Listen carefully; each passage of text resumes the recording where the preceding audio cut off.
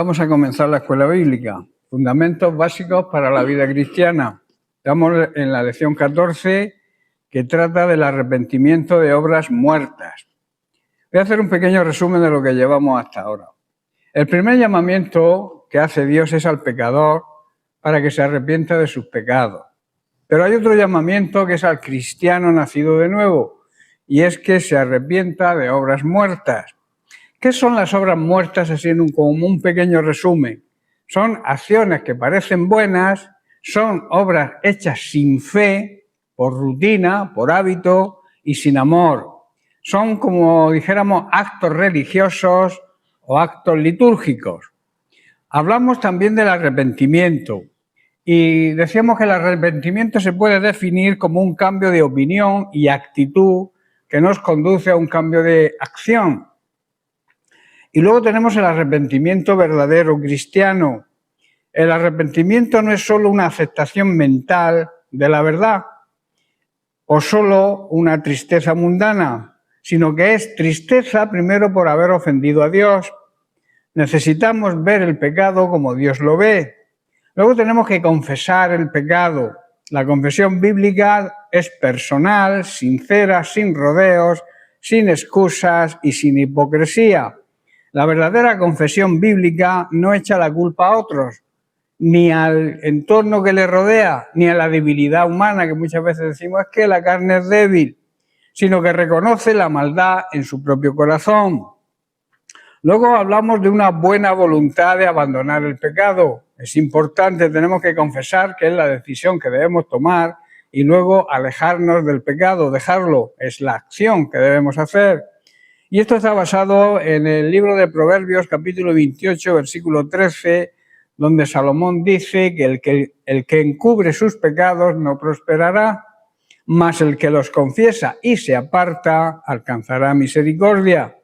Existe un camino, solo un camino para recibir la misericordia de Dios, y es reconocer, es confesar nuestros pecados y alejarnos de ellos. La verdad duele, pero la mentira nos va a destruir. Es preferible una herida, una cirugía, los médicos hacen eso cuando hay que extirpar algo, te hacen una herida, pero esa herida te la hacen para sanar. Por eso es preferible una herida que sana que una máscara, una hipocresía que te engaña y que no extirpa el mal. Tenemos algunos detalles a considerar. El primero, el engaño de ocultar, de esconder el pecado. Hemos leído, el versículo dice, el que encubre, el que trata de ocultar sus pecados, las cosas no le irán bien, no prosperará. Y luego decir que existe un camino hacia la restauración, que es el que hemos dicho, el que dice Salomón, más el que los confiesa y se aparta, alcanzará misericordia. Tenemos una gloriosa promesa de parte de Dios, que es cuando confesamos y nos apartamos de los pecados que cometemos, recibimos su misericordia. Ahora, cuarta consideración sobre el arrepentimiento. El arrepentimiento incluye restitución, reponer el daño que hemos hecho. No basta a veces con solamente pedir perdón, sino que hay que restaurar en lo posible aquello que hayamos roto o hayamos cogido o robado también, porque a veces se roba y si se pide perdón al que le ha robado, pero lo normal es que le devuelva lo que le ha robado. Por eso en Lucas capítulo 19, verso 8, en la visita que le hizo Jesús a Zaqueo, dice que entonces Zaqueo, puesto en pie, le dijo al Señor, «He aquí, Señor, la mitad de mis bienes doy a los pobres, y si en algo he defraudado, he robado a alguien, se lo devolveré cuadruplicado». Aquí hay una enseñanza práctica para nosotros hoy. El arrepentimiento verdadero da frutos, entre ellos el deseo de restituir. Estamos ante uno de los pasajes que nos muestran una gran enseñanza en cuanto al arrepentimiento verdadero. El encuentro de Cristo con un hombre despreciado por la sociedad, pero rescatado por su deseo. Él deseaba conocer a Cristo y fue alcanzado por su gracia, por la gracia de Dios. Zaqueo era jefe de los publicanos. Los publicanos eran cobradores de impuestos y eran considerados pecadores porque se quedaban con parte de lo recaudado. O sea, le robaban al contribuyente. Él era rico, pero era injusto y por tanto era despreciado por el pueblo. Los consideraban pecadores, pero su encuentro con Cristo le convierte en la imagen de la persona que, habiendo sido tocada por la presencia de Cristo, ya no puede seguir siendo la misma.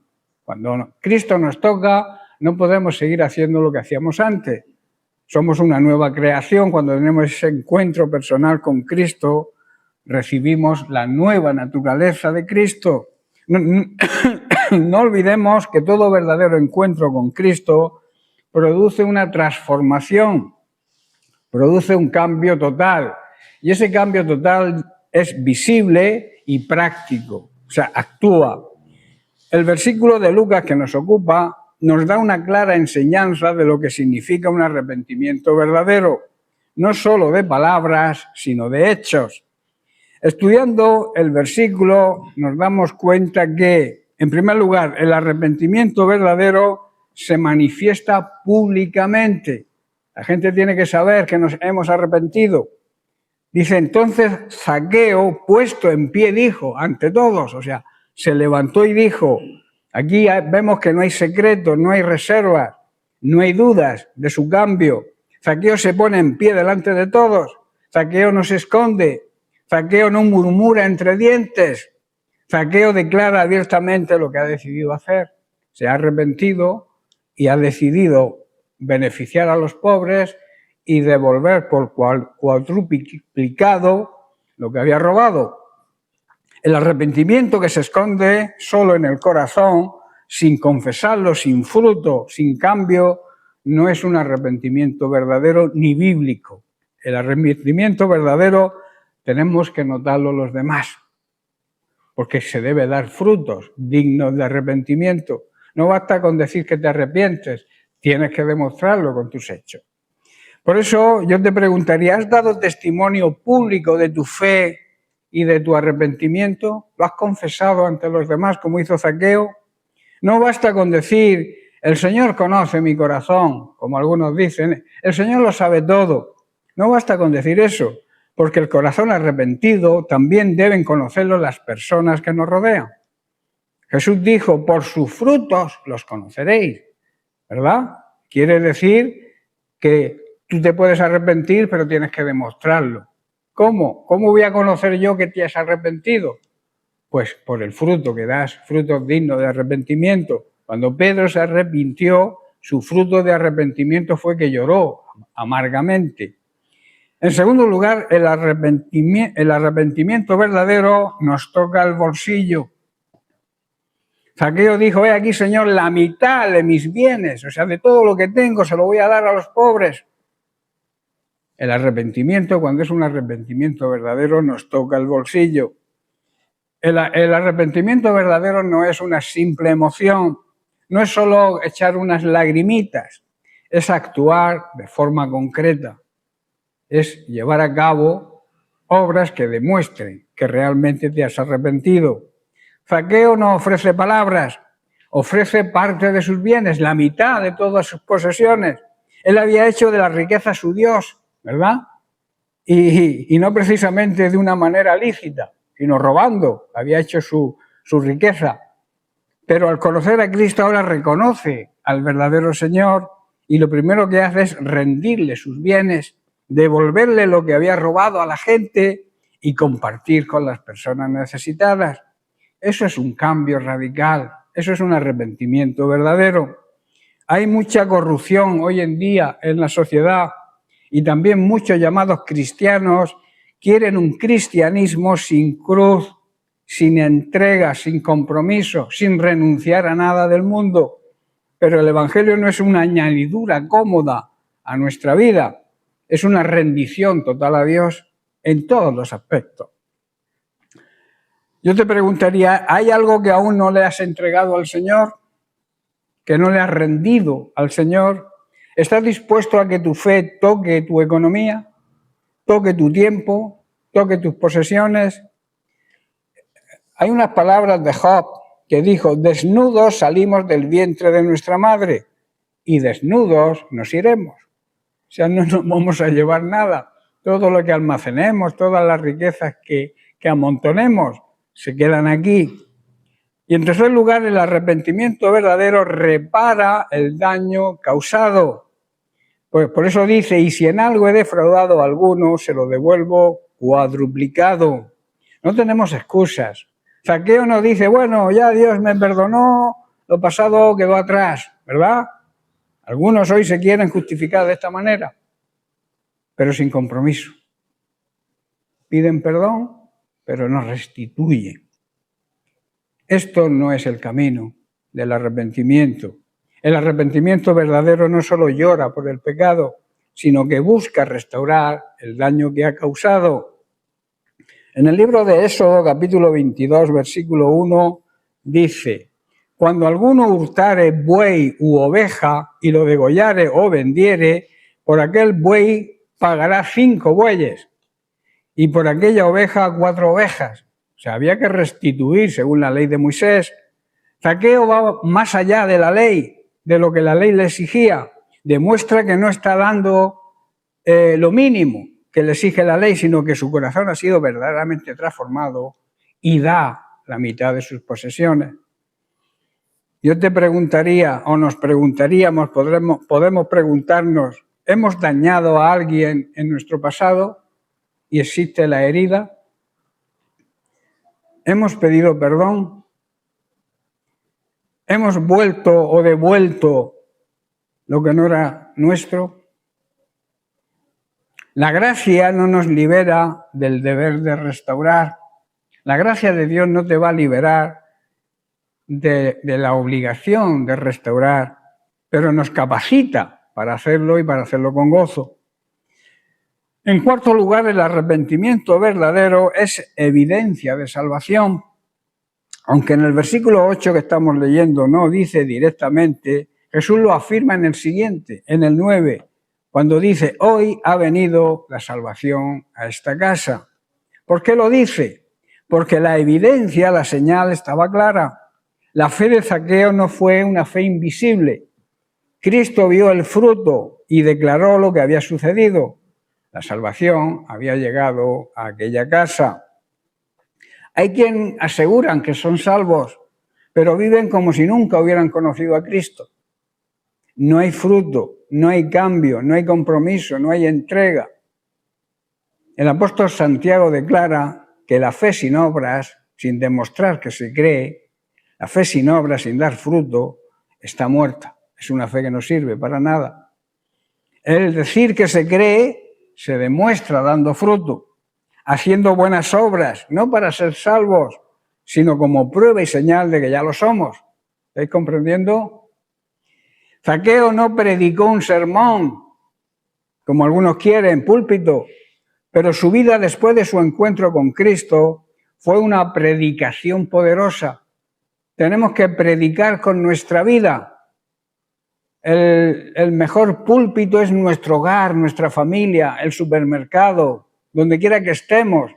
Tenemos que ser un sermón de la palabra de Dios, una imagen, que Cristo sea reflejado en nuestro comportamiento y en nuestro testimonio. Eso es una predicación poderosa. Tampoco Zaqueo escribió una carta, pero sus actos demostraron que él mismo era una carta escrita, que los demás podían leer. Pablo en 2 Corintios capítulo 3, verso 2 lo expresa de esta forma.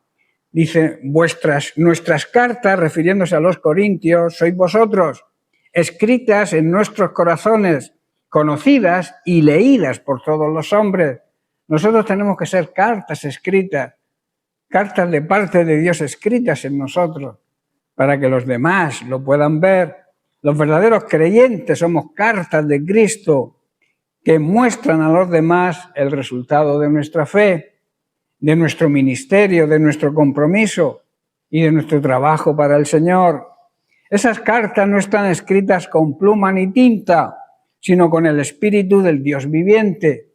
No está tallada en tablas de piedra, como la ley de Moisés, sino talladas, escritas en nuestro corazón, en nuestro ser interior.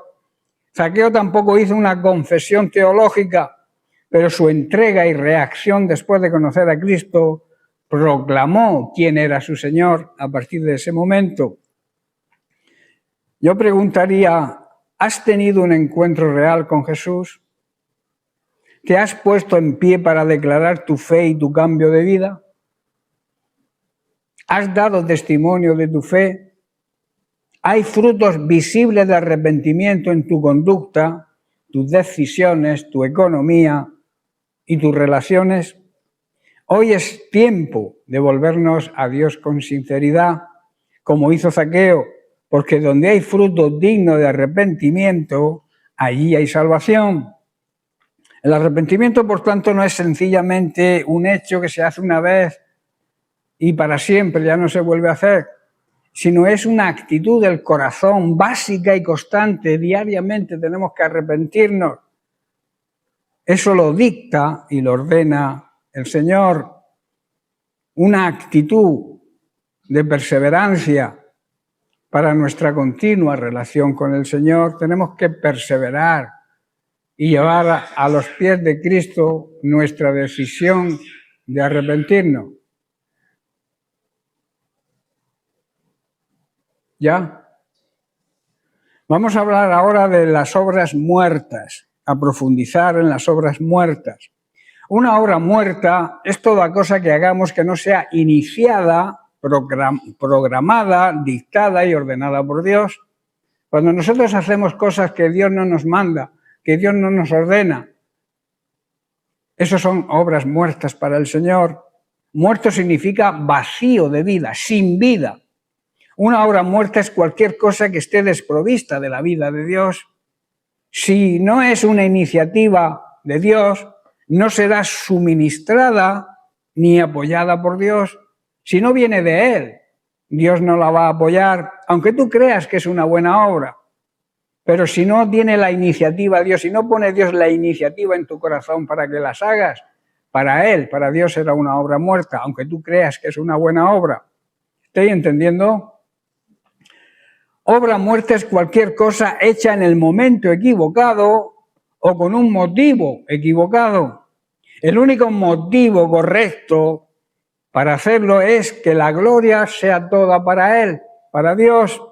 Obra muerta es cualquier cosa basada quizás en una buena idea nuestra o cualquier otra cosa, pero que no funciona. Y no funciona porque no lo ha ordenado Dios.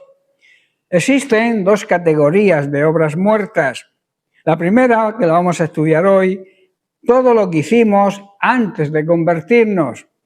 Esto incluye los pecados y las obras de la carne. Ese listado de obras de la carne que Pablo enumera en Gálatas 5, versículos 19 al 21, que es todo lo que hacíamos antes. Y manifiestas son las obras de la carne que son adulterio, fornicación, inmundicia, lascivia, idolatría, hechicerías, enemistades, pleitos, celos, a veces celos espirituales que son los peores, iras, contiendas, disensiones, herejías, envidias, homicidios, borracheras, orgías y cosas semejantes a esta. O sea que la lista podría seguir, acerca de las cuales dice, os amonesto, como ya os lo he dicho antes, que los que practican tales cosas no heredarán el reino de Dios. También incluyen las obras del diablo. En 1 de Juan capítulo 3, verso 8 leemos, el que practica el pecado es del diablo, porque el diablo peca desde el principio. Para eso apareció el Hijo de Dios, para deshacer las obras del diablo. Este versículo es una declaración dura, ¿verdad? Aunque es una decisión, es una declaración firme. Dios cuando dice las cosas las dice con firmeza y además directa y sin rodeos. El que practica el pecado es hijo del diablo. No hay término medio en la vida espiritual cristiana. O estás del lado de Dios o se está del lado del enemigo. No hay término medio, no hay un pie en cada lado. Hay personas que viven con un pie en el mundo y otro en la iglesia. O estás en un sitio o estás en otro. No hay término medio. El apóstol Juan, lleno del Espíritu Santo, habla con la autoridad de quien ha conocido de cerca al Salvador. No escribe para entretener a nadie, sino para confrontar el pecado, porque no hay verdadera comunión con Dios mientras el pecado reine en nuestro corazón. Vamos a analizar el versículo. Dice, el que practica el pecado es del diablo. Una advertencia dura, tajante y solemne. Juan no se refiere aquí al que cae ocasionalmente, sino al que practica el pecado deliberadamente. El que peca porque quiere pecar, vamos. Es decir, aquel que vive en pecado de manera habitual. O sea, que hace el pecado como un hábito, como una forma de vivir, como un estilo de vida. El término griego para esta palabra sugiere una acción continua, habitual, o sea, un hábito. Un hábito es aquello a lo que nos acostumbramos y repetimos constantemente.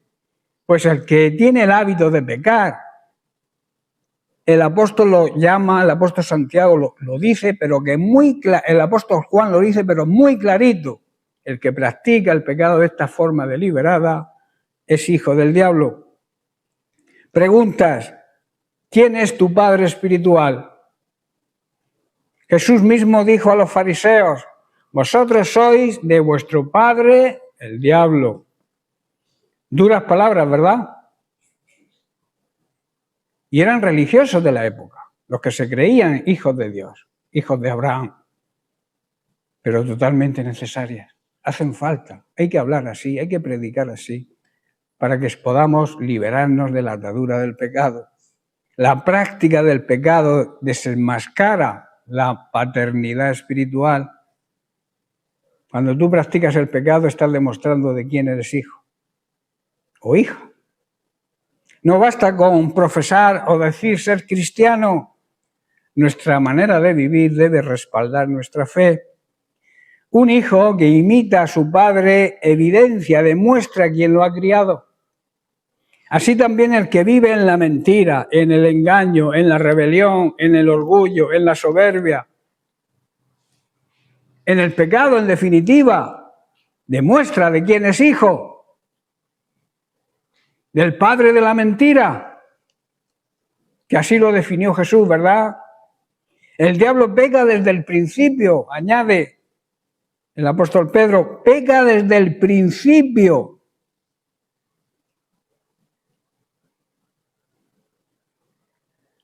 Satanás no solo peca, sino que incita, que nos empuja a pecar. Desde el Edén hasta hoy, su obra ha sido sembrar confusión, desobediencia, engaño, mentira, manipulación, que todo eso nos separa de Dios. Se podría decir que el diablo es el arquitecto del pecado. El apóstol Juan nos recuerda que el diablo no ha cambiado. No hay evolución moral en él. El pecado no es un accidente en él, es su esencia. Lo mismo que la esencia de Dios es el amor, la bondad, la misericordia. La esencia de Satanás es el pecado. Así como el fuego no puede dejar de arder, el diablo no puede dejar de pecar. Si una persona justifica su pecado, si lo racionaliza o incluso se vanagloria de él, como hay muchos, ¿no está acaso practicando el mismo espíritu del enemigo? ¿No está en el mismo espíritu que el enemigo? El cristiano verdadero no solo abandona el pecado, se aleja de él y lo aborrece. Siente náuseas por el pecado. Seguimos con las palabras de Jesús. Para esto apareció el Hijo de Dios, para deshacer las obras del diablo. Este es el propósito redentor de Cristo. Jesucristo no vino a traernos una nueva religión, sino a deshacer, a destruir, a anular el poder del pecado en nuestras vidas. Él no vino a tolerar, Él no vino a consentir o a justificar el pecado, vino a vencerlo. Y lo venció mediante su muerte. Por eso nosotros tenemos que morir al pecado y vivir para Cristo, morir para las obras de la carne y vivir para las obras del Espíritu. Un hombre atrapado en una casa en llamas no necesita un consejo, ¿verdad? Necesita un restaurador, necesita un bombero que lo salve, ¿verdad? No te puedes tú por la ventana y darle consejo. Lo que necesita es alguien que entre ahí, en medio del fuego, y lo saque. Cristo no vino a aconsejarnos, sino a entrar, a meterse en el incendio y rescatarnos por medio de su sacrificio, por medio de su sangre. Él actuó como un verdadero bombero, ¿verdad?, en nuestra vida. Por eso debemos examinar nuestra vida. ¿Hay algún pecado que estamos practicando de forma habitual y lo sabemos? No sé, pregúntatelo tú. ¿Hay algún pecado, la mentira, el orgullo, la soberbia, la poca transparencia, el no dialogar con tu esposo, con tu esposa, con tus hijos? ¿Hay algún pecado que sabes que estás cometiendo, que estás practicando de forma habitual? Tenemos un hábito, una actitud, una relación que sabemos que no honra a Dios. Pues que eso lo sabemos. Aquellos que conocemos la palabra de Dios sabemos cuando hacemos cosas que no le agradan a Dios. Y esos son pecados. Eso es práctica habitual del pecado si se repite a menudo. No es un pecado, digamos, una caída ocasional, que para eso tenemos abogado a Cristo. Cuando nos arrepentimos, cuando caemos, pecamos, fallamos, el verdadero cristiano se arrepiente. Pero no estamos hablando de ese tipo de pecado, estamos hablando del pecado habitual, del pecado consentido. Tenemos un hábito, tenemos una actitud, una relación que sabemos que no honra a Dios. No debemos jamás justificarnos. El que practica el pecado es del diablo, sin términos ni paños calientes. Debimos arrepentirnos, confesarlo, reconocerlo y dejarlo, y abandonarlo y aborrecerlo. Debemos recordar que tenemos el poder de Cristo, el poder en Cristo. Tenemos el poder cuando vivimos en Cristo. Él vino a deshacer las obras del diablo, no a maquillarlas, no a justificarlas. No digas nunca no puedo cambiar, porque Cristo sí puede romper cualquier cadena de tu vida.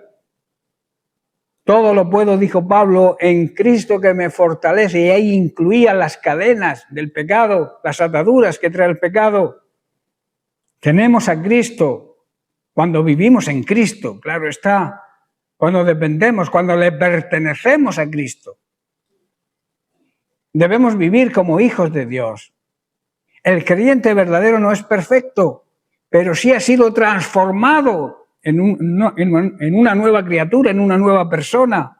Y ya no vive en pecado, no practica el pecado de forma habitual, sino que lo combate, lucha, pelea para caminar en luz y no caminar en tinieblas, alejado de Dios y en pecado. El versículo 1 de Juan 3:8 no es una condenación sin esperanza, sino un llamado urgente a la pureza, a la victoria y a la identidad verdadera de ser hijos de Dios. No hay medias tintas. O somos hijos del diablo porque practicamos el pecado, o somos hijos de Dios porque Cristo ha deshecho la obra del pecado en mí o en nosotros. ¿Entendéis lo que estoy diciendo? Cristo vino a deshacer las obras del diablo y sabemos todos cuáles son las obras del diablo. No hay cadena que Él no pueda romper. No hay alma que Él no pueda transformar. Vivamos cerca de Cristo, es lo importante. Cuando vivimos lejos no le escuchamos, no le oímos. Vivamos cerca de su palabra, convivamos con su palabra, que su palabra sea nuestra guía, nuestro GPS que nos guíe por la vida. Caminemos junto a Él. Él es la luz que nos alumbra el camino para que no tropecemos. Él es la verdad, esa verdad que dice que nos hará libres. Pero no confundamos libertad con libertinaje. No nos hace libres para que hagamos lo que queramos. Nos hace libres de cualquier atadura que podamos tener. Y debemos vivir demostrando nuestra nueva identidad. ¿Cuál es nuestra nueva identidad? Somos hijos de Dios y tenemos que demostrarlo. Y el mundo tiene que ver la manifestación de los hijos de Dios tiene que ver cómo los hijos de Dios caminan de acuerdo a su palabra.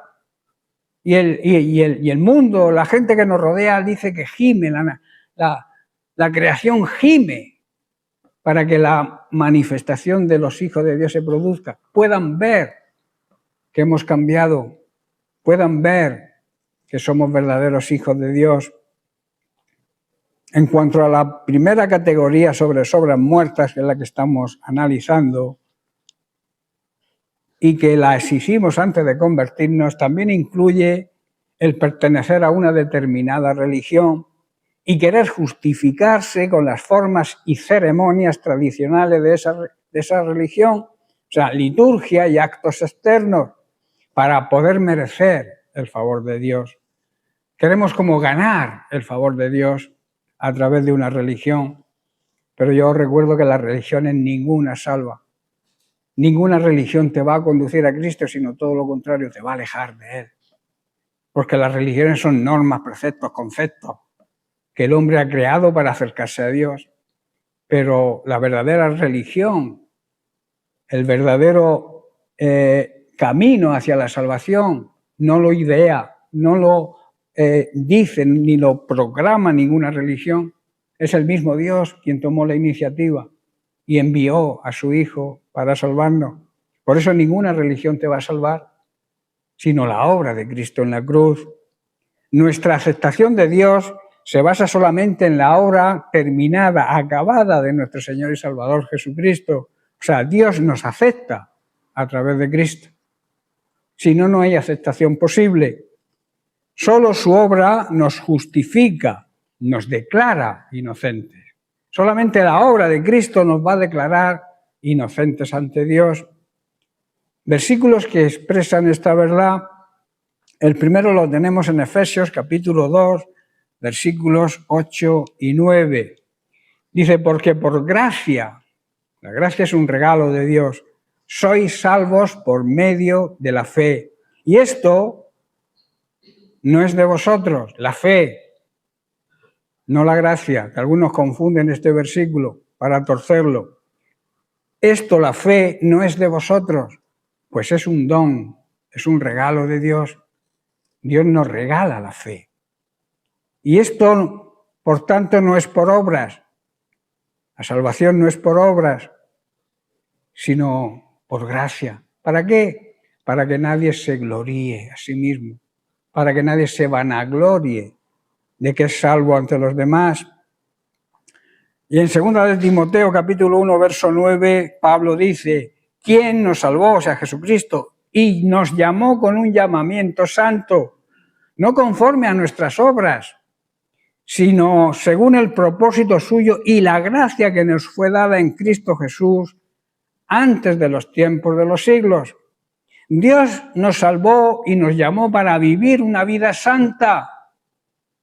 No lo hizo porque lo merecíamos, sino porque ese era su plan desde antes del comienzo de los tiempos, para mostrarnos su gracia por medio de Cristo Jesús.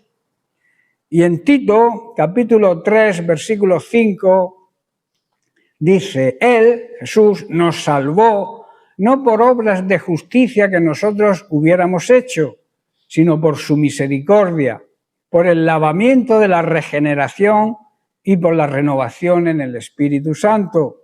Jesucristo nos salvó no por las acciones justas que nosotros habíamos hecho o podríamos hacer, sino gracias a su misericordia.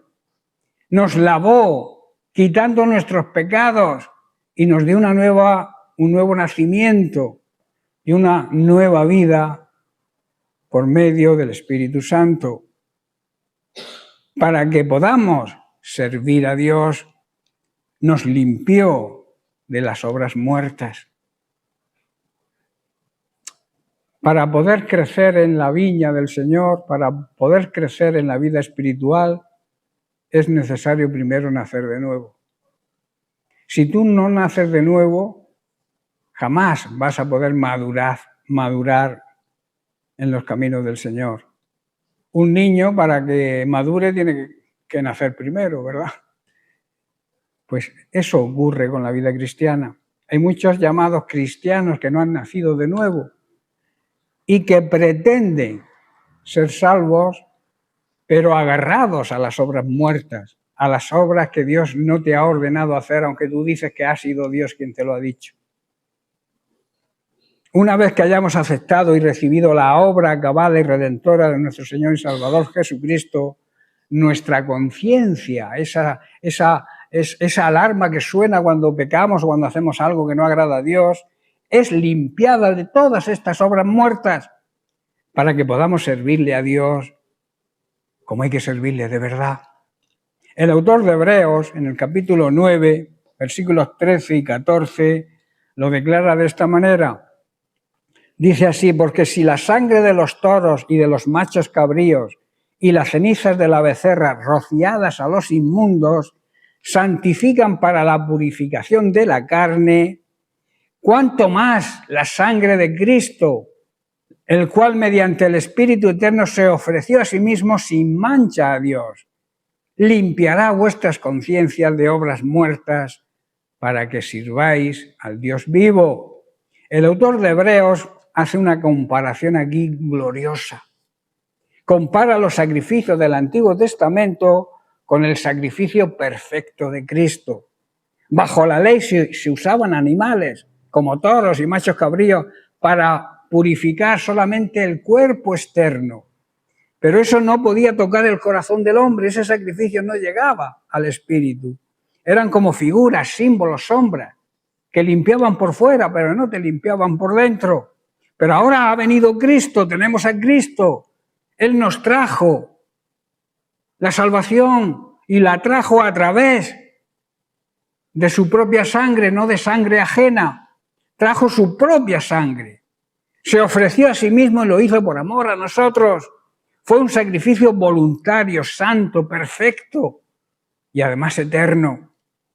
Luego vemos la eficacia de su sangre. Observa que dice, cuánto más la sangre de Cristo. Aquí hay un cuanto más glorioso. Si lo imperfecto tenía cierto efecto solo externo, cuánto más lo perfecto puede limpiar nuestro interior, ¿verdad? La sangre de Cristo no limpia solo el cuerpo, limpia la conciencia. Como he dicho, esa alarma que suena cuando hacemos algo mal, limpia todo nuestro ser, espíritu, alma y cuerpo. No es un rito externo, es una transformación interior, no es una limpieza temporal, es una rendición eterna, una redención, eterna. ¿Para qué nos limpia? Esa es la pregunta que surge ahora. Hay un motivo esencial para que sirvamos al Dios vivo. No hay otra manera de servir a Dios si no tenemos limpia la conciencia, si no vivimos en santidad. Este es el propósito, no solo ser perdonados y ser justificados, sino ser transformados y dedicados al servicio del Dios vivo. Cristo no nos salva para que sigamos iguales. O sea, acepto a Cristo, soy salvo y ahora sigo igual. No, Cristo no te salva para que sigas haciendo lo mismo y seas el mismo de antes, sino para que vivamos para Él. Con corazones libres de culpa, sin sentirnos culpables por el pecado, llenos de gratitud y siempre dispuestos a obedecerle. En Romanos capítulo 6, verso 8, dice, y si morimos con Cristo, creemos que también viviremos con Él. Si por Cristo morimos a nuestra antigua y egoísta manera de vivir, tenemos la seguridad, la certeza que viviremos con Él y para Él. No podemos confiar en obras muertas, no podemos confiar en rituales, en buenas obras, en religión con sus liturgias. No podemos confiar en el pasado y lo que hayamos hecho antes. Cada día tenemos que seguir trabajando en la obra de Dios. No vale con lo que hiciste ayer. Hoy tienes que seguir trabajando en la obra del Señor. Solo debemos confiar en la sangre preciosa de Cristo, que perdona nuestros pecados y nos limpia de toda maldad. Termino con un par de preguntas. ¿Ha sido limpiada vuestra conciencia? ¿Tenéis una conciencia limpia o tenéis una conciencia que os acusa? O vamos a hacerlo en plural, ¿tenemos una conciencia limpia? ¿Tenemos una conciencia que nos acuse? Todo eso lo sabemos nosotros. Cada uno que se autoexamine y que se haga esa pregunta. ¿Servimos al Dios vivo y además lo hacemos con gozo? Termino con 1 de Pedro capítulo 3, verso 18. Dice, porque también Cristo padeció una sola vez por los pecados, el justo por los injustos, para llevarnos a Dios, siendo a la verdad muerto en la carne, muerto al pecado, pero vivificado en espíritu, vivo en espíritu. Cristo se ofreció por nosotros una vez y lo hizo una vez y para siempre. No hay que sacrificarlo cada día para perdonar nuestros pecados. Él ya lo hizo. Nos perdonó los pecados pasados, los presentes y los futuros. No tiene que volver a la cruz para que nosotros podamos ser redimidos de nuevo. Por eso, el que practica el pecado, como decía el apóstol Pedro, no es de Dios, es del diablo. No le pertenece a Dios, no es de la familia de Dios. El que tropieza ocasionalmente sí, porque abogado tenemos a Cristo. Por eso la realidad es que debemos vivir en la santidad que Dios nos exige. Debemos creer en Él. Cristo se ofreció por todo, su sangre, su sacrificio y su gloriosa resurrección debe bastar. No hace falta más, sino creerlo. Y como consecuencia de creerlo y de su amor demostrado, eso nos obliga a nosotros a vivir en la santidad que Él se merece que vivamos.